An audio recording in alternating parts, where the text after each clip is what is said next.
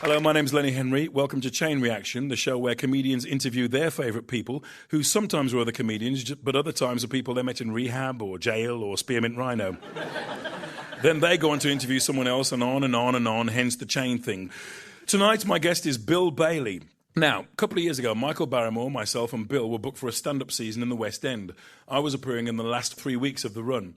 1 week before the opening, it became apparent that my show didn't have a second half. I was freaking more than Anne Diamond at a free buffet. Now, on the Wednesday before I was due to open, the Wednesday, still no second half, my director said, "Darling, let's go and see Bill Bailey tonight and get a sense of the space at the Wyndhams." What? That's the last thing a comedian wants to do, see another comedian do well. So we went to see Part Troll at the Wyndhams Theatre, which was a veritable fireworks display of musical virtuosity and kick-ass comedy. Thanks a lot, Bill. At the end of the show, amidst the huzzas of an adoring, orgasmic audience, the director turns to me and says, "He's rather good, isn't he?" And I said, "Yeah, he's brilliant. Absolutely hilarious." But it did inspire me to finish my show. Ladies and gentlemen, please show your respect for Bill Bailey.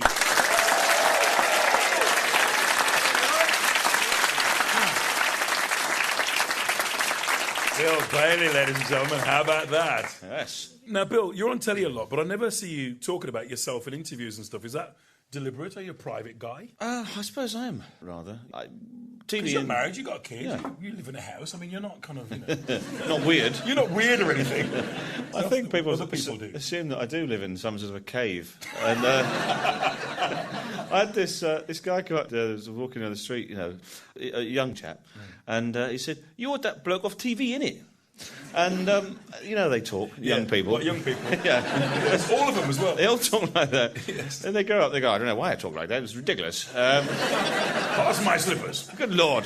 Another kipper, good thank you. And he said, "You're that bloke off TV, innit?" And I said, "Yes, I do believe I am." And he said, what do you do when you're not on TV?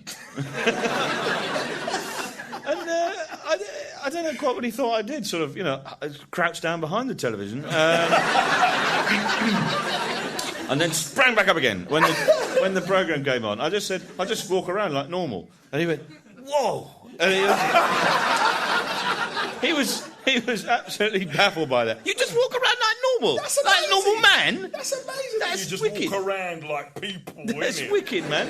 So, I suppose, yes. So, I'm sorry, to answer your question. Yeah, in interviews, I've kind of done, I suppose, really appearing on chat shows like, you know, Jonathan Ross and such things like that. They're not really strictly interviews. They're more kind of just banter, really. Yeah. And you don't really... So you can keep the comedy mask on. You can just kind of chat away about this and that and not actually reveal anything, you know, and I quite like that. Now, your dad, I've just met your dad. He's a great bloke, Christopher. Oh, yeah. He's here. Yeah. All right, Chris. Oi. And he's a doctor. Yes. And when you were growing up, was he funny?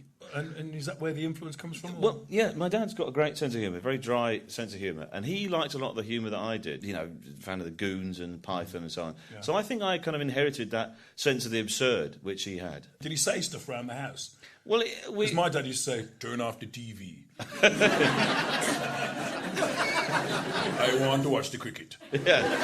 That's what my dad used to say. He would say exactly that, actually. Yeah. In that accent. In that accent, yeah. "Bill, what the hell are you doing? Put down the guitar and turn off the TV." Why are you adopting this ludicrous West Indian patois?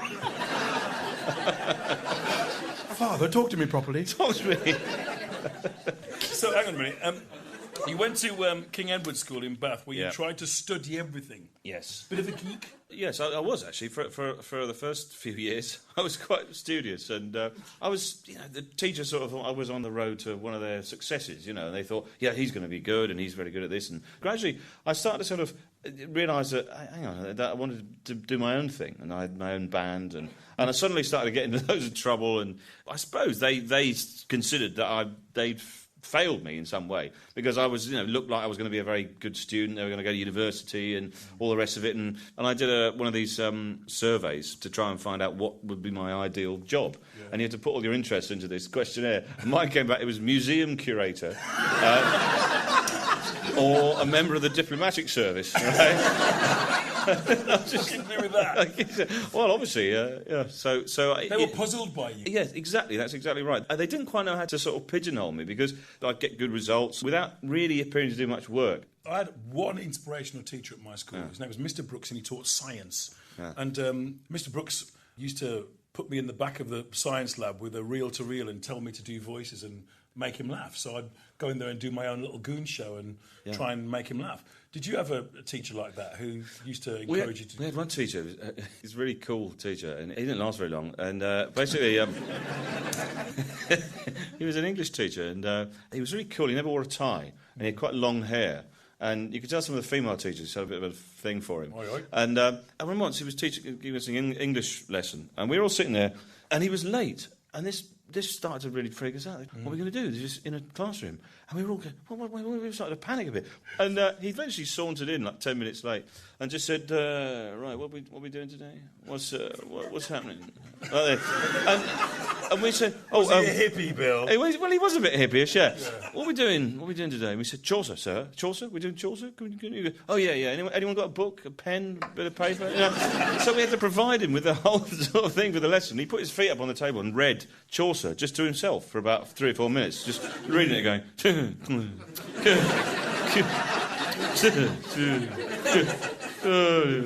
eventually then he put it down and just gave us this most brilliant sort of 20-minute, just summed up the whole of Chaucer in 20 minutes, brilliant, succinct, articulate, sort of intelligent, witty way. We were writing it and scribbling it down, going, this is gold dust, yeah, I got this down. And then he just put the book down and went, right, see ya, and just wandered off. Wandered out. Who was that masked Who was man? he, yeah. The last we heard of him, he was working as a croupier in Hong Kong.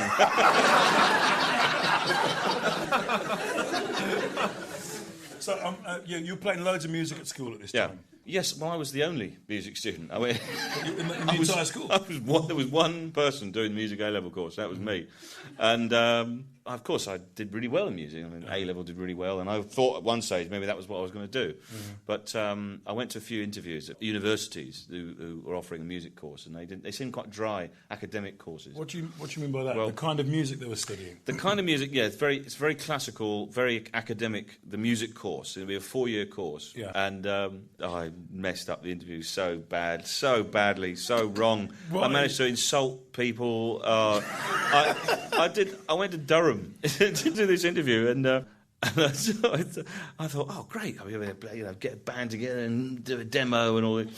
And then, so at the end of the interview, which is the most pretentious load of old twaddle they asked me, they handed me a bit of paper with some squares and squiggles on it. And this is a pre-Christian medieval text. What do you make of that? And I don't know.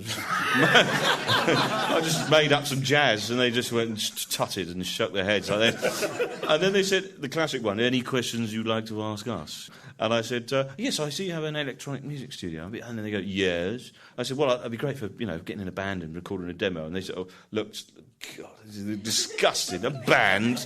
No, we use the electronic music studio for composing our electronic music. This is the centre of electronic music in the North East. Do you like it? I said, no, I can't stand it. I think it's a pretentious load of old twaddle. And they said, this is our resident electronic music composer. And it was one of those, I'll get my coat then. Shall I? Just Now, you've got perfect pitch. Yes. Do you know what that means, perfect pitch? It means you can tell any note. If somebody says a note, Bill can tell you what it is. Yeah. I'm gonna close your eyes. Wolves have got perfect pitch as well. I'd love to see wolves singing doo-wop, wouldn't you? Can you imagine a bunch of... No, man, we've got to find an alleyway.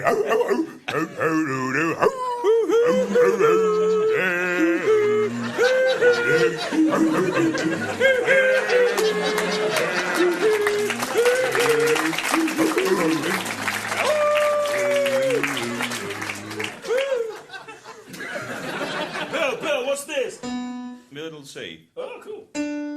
E flat. G. E. Bottom E. I think there's a... Come on, which one's I think there's a rat on the keys. There's a rat on the keyboard, what am I gonna do? No, sit down. He's off. Sorry, I thought we were going to do it.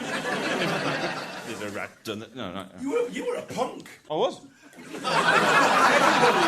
Everybody thinks Bill has always been like this. You know, the hair, the beard. He came out of the womb going, "You're right."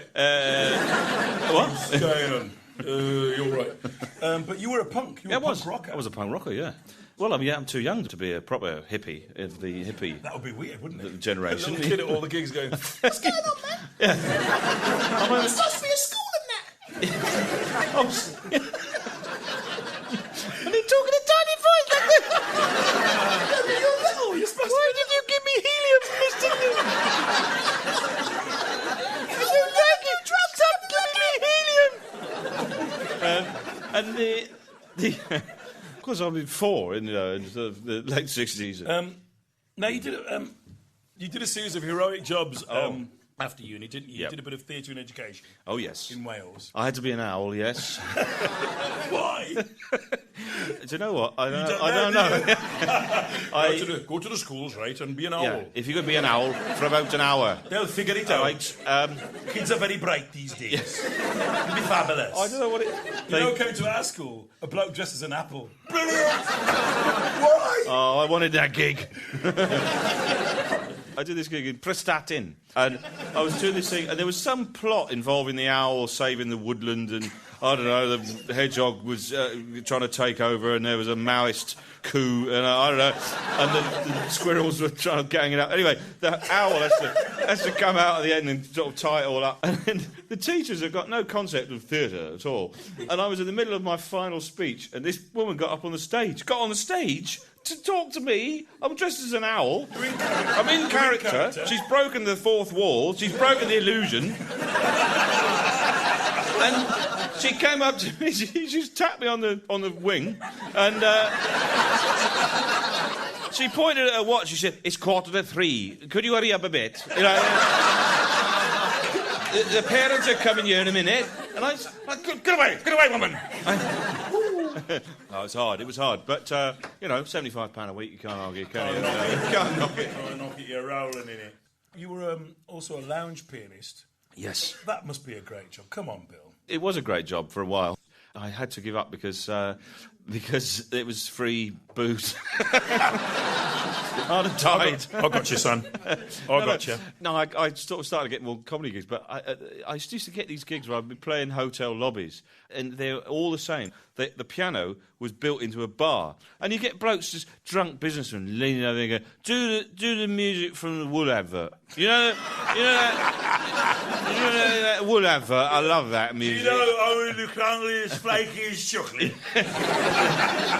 And it was quite soul-destroying, and they had a little pad, a sort of post-it note of pads that went around all the tables, and it had, "Dear pianist, please play." Yeah. And then you could write down the thing, and a waiter would bring you the thing, and it would be like, "With yourself." Somewhere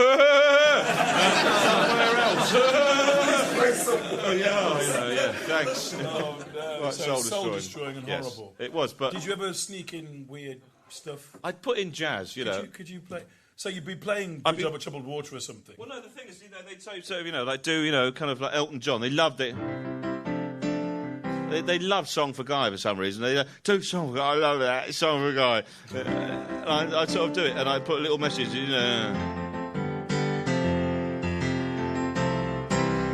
I live in your eyes.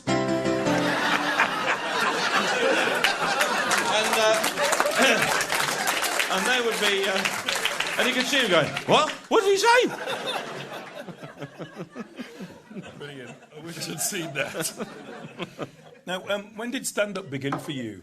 I left school and I went up to London, lived in West London for a bit. I was doing a course in English and drama at London University. And then I went to see a gig at a club called the Archway Comedy Club. And John Hegley was on.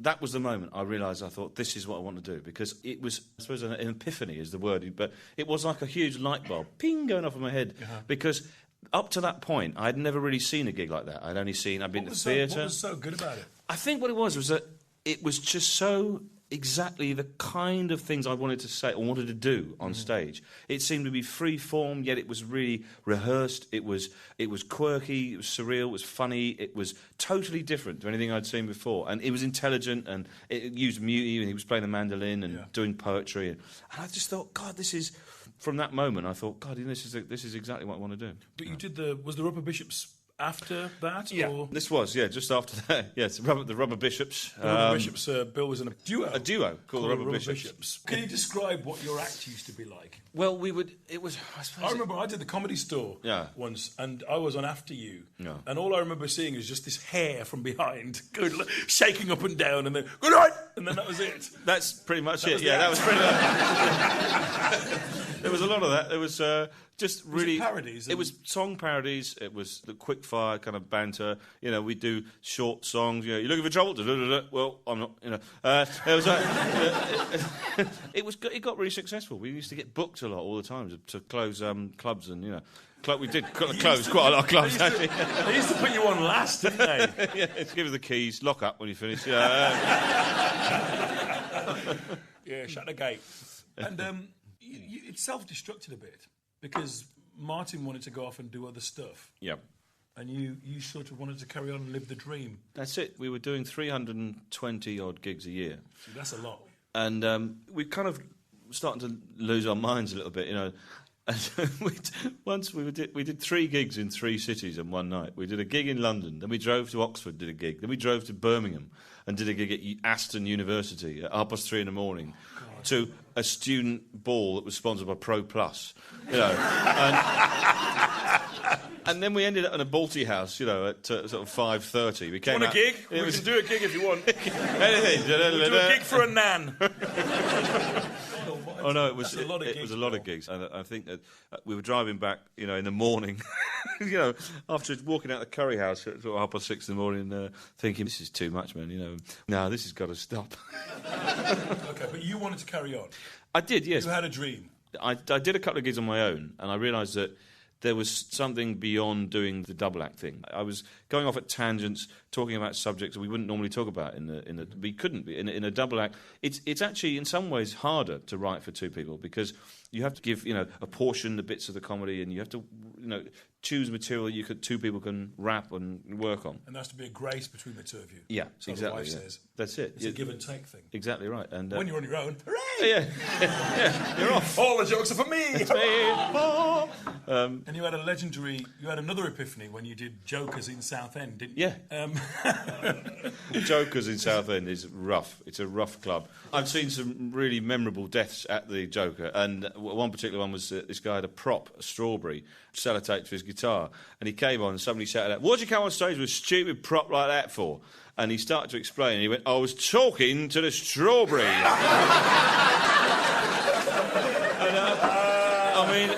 Other audiences like that. Oh. These guys are pretty meek. And so I knew what this place was like. I was going down really badly. I was bombing, and there was people talking. It was a little bit restless, and so the classic one, "Oi, mate, tell us a joke." And I thought, I don't know any jokes. I actually don't know any jokes. I can't think of one to save my life. So I said, "All right, here's one for you. 3 blokes going to a pub," and they all went quiet. I thought, that's it. I've got them. And then I thought, I have no idea how to carry on with this joke. Yeah. I went, 3 blokes going to a pub. And they went, yeah. I went, yeah. And there was 4. There was 4. And I thought, I'm just buying time now. I'm buying time. There was 4. There was 5. All right, 6. Few laughs, few titters. 7. All right, say 10. Call it 10. 15. 15. There was 15 blokes. 20. There was 20 blokes. 20 blokes. 20 blokes. There was 50. All right, 100. 500,000. Shropshire. Shropshire goes in. I say Shropshire. All the counties, the home county, the Cinque Ports, France, Europe. Europe goes into the pub, and it just went on and on and on and on until I went, all the blokes in the planet go into the pub. And the first one goes at the bar, she says, "My round, what an idiot." I just saw.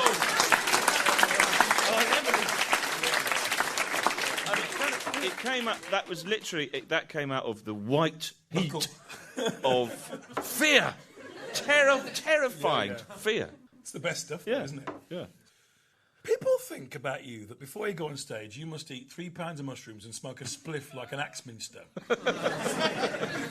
You look so relaxed and so kind of... Yeah, that's my sort of default setting, and I only get really worked up when people nick things out of your trolley in the supermarket, before you get to the checkout, which is it's some kind of middle-class theft. I don't know what it is. You can't really... There's no real... You haven't paid for it, but it's really, really... I put that coriander in there. You haven't... What's going... Come on! I put herbs in my pocket now when I go to the supermarket. I'm saying, you're not having this. This is the last bit of tarragon. I'm having it. But no, I used to go and see... you don't do the partying thing, was what I'm trying to No, get to. that's true. No, you don't I do don't. all the drinking. I couldn't possibly, no, because the kind of subject matter I try and tackle in the shows and the sort of concentration. I mean, you know yourself, when you're doing a gig, you have to really focus, concentrate. I couldn't do it. It's physically impossible to do that. I mean, that's what used to really annoy me. I used to get loads of these reviews, and they'd say he's like on acid, which is a kind of very lazy way of describing something which is different or surreal. And I talk about it in the show. I say, they talk about a sitcom and say this would be like Terry and June on acid. Can you imagine? That'd be crazy. No, it wouldn't. They'd just be staring at a plate for hours and hours and hours. It'd be 6 hours just staring at a plate. It's a kind of common misconception. And stoners, people that do lots of drugs, are dull. It's really, really dull. It doesn't inspire the imagination at all. Quite the reverse, because people just go, yeah, and then what? And then, and then stories go nowhere. When you're doing stand-up, you have to really focus and you have to constantly monitor how the gig's going. You think, all right, OK, that routine was great. Now, this next bit coming up, how am I going to get to that? And and you're constantly trying to keep it relaxed and allow the material to breathe a bit. Now, I want to ask you about politics, because in your last show you talk about Bush and Blair and weapons of mass destruction and the Taliban. I'm a mainstream BBC One comic, and you can't just start going free at last in the middle of Blue Peter, Unless you're talking about pigeons or something. So what kind of stuff do you like to expound about when you're on? I like the idea of talking about things which are current and perhaps people are talking about and maybe would be described as political, but they're personal to me. And so I don't really see it as political. I see it as a kind of an extension of your own stuff you care about. Personal comedy, yeah. Equally, it could be Argos, or it could be the Taliban. It could be the absurdity of the cartoon, the Mohammed cartoon, which is rubbish. It was a rubbish cartoon. And then it was no George and Lynn, put it that way. And then you have this fantastic absurdity of people shouting, what do we want? No freedom of speech. When do we want it? Now! Absurdity, So that kind of thing, I suppose, yeah. That's fair enough. You thrive on panel shows, don't you? Yeah. And it just seems to be a natural thing for you, because you can improvise and mess around, and particularly on QI. What's the weirdest question from QI that you can remember, do you think? One of them was, how many moons are there or something? And, of course, Stephen's going, how many moons are there? And, of course, you go, one. That's wrong. Of course there's not one. You idiot. Didn't you not know there was 74 moons? And there have been for many, many centuries, And you do learn things, and you find yourself, what? Or something, I'll remember the chemical sort of makeup of nylon or something, and that'll ping into my head. I go, how the hell do I know that? Because you were a geek at school, I was a geek at school, yes. I admit that now. Now, the role most of your fans would know you for as an actor is that of Manny, the peerless Manny in Black Books. Oh, yes. With my friend Tamsin Gregg and Dylan Moran. Talk us through how you saw Manny when you were putting the character together. It's pretty much me, really. Is it though? Yeah, pretty much, just we'd be in a pub or something afterwards, and Dylan just be sort of snarling and smoking and drinking at the bar, and I'd be going, and just fussing around getting drinks, and then somebody said, there's no difference, There's no method involved in this acting at all. When did the show end, and the characters... Yeah. And you're both stand-ups, you and Dylan. And Dylan was writing your material. Yeah. Were you allowed to change it, or was he... We did change it, yes. I mean, the script was initially so good that you had so much to work with, and so we'd have these rehearsals where we would just work out bits of business, trying to work out different things, trying to improvise in between it, yeah. There was one scene, I remember, when we're drinking a 12,000 bottle of wine. 12,000 pound bottle. 12,000. Did I say 12,000? 12,000. 12,000 bottles of wine. We were drinking 12,000 bottles of wine with these 500,000 geezers in the pub. It was a quiet night in. We had a few hula hoops. A few drinks, some hula hoops, and 12,000 bottles of wine. 12,000 bottles of wine. Help yourself, lads. You got those to go around. And so, we had to try to think of a way to get the cork out of this bottle quicker because it was looking like it was too long to actually get a corkscrew because we drink a bottle of wine, glum, and then we get another one, and then going and trying to get the cork out was just taking too long. So we came up with this idea of getting the drill like a power drill, and just going. And then it goes into the cork and it comes out, and immediately you've got the wine, in one movement, uninterrupted. I think my favourite episode of Black Bugs, and there's two. I've got is the dancing when you were doing the dancing, which is visual but it's very funny. And I love the one where they suddenly discovered that Manny was a musical prodigy. Yeah. How many weeks were the writers sitting there looking at you going, how can we get it in? How can we fit it into the show? That's right. I know, he's a musical prodigy and he never knew. Yeah. I actually, And you did your first nude scene in Black Books as well, didn't you? Yes. Liberating? It was. Quite freeing? Standing in central London on a car with a hot water bottle on, that's it. That's all you're wearing. It is very liberating. I felt I could do anything now. I could do Leah. You could do Leah. Completely naked, hot water bottle. Naked, Blow winds! Blow. I crack your cheeks. Hang on, missus. More tops are cold, I can see. Yes. Oh, dear. Now, you've got a great gift for the radio. And I've heard you on Just a Minute, and I think you're really funny on Just a Minute. And if you don't mind, can we try a bit now? That'd be all right, wouldn't it? Tisha. Oh, no. Bill? I can't talk like that, Can you give me 1 minute on dolphins? Dolphins. Dolphins are creatures which live in the sea. Repetition. They have... You repeated dolphin a couple of times. I wonder if you wouldn't mind trying again. 1 minute on dolphins, Bill. You see, bring... Hesitation. Yeah. You really should try and improve. They have you see... That's what You know happens. what? I couldn't do it either. I hate it. I go on it and they go... They say, you can't repeat, hesitate. That's how I talk. I talk like that. I talk like that. I repeat things. I hesitate. I deviate. That's how I talk. I don't know why they get me on. Bill, talk about... OK, bring... bring... I'm just about to get, hello, good evening, Bill Bailey, and then that's it. You've been absolutely brilliant, Bill. I think we've really enjoyed talking to you tonight. Ladies and gentlemen, Bill Bailey.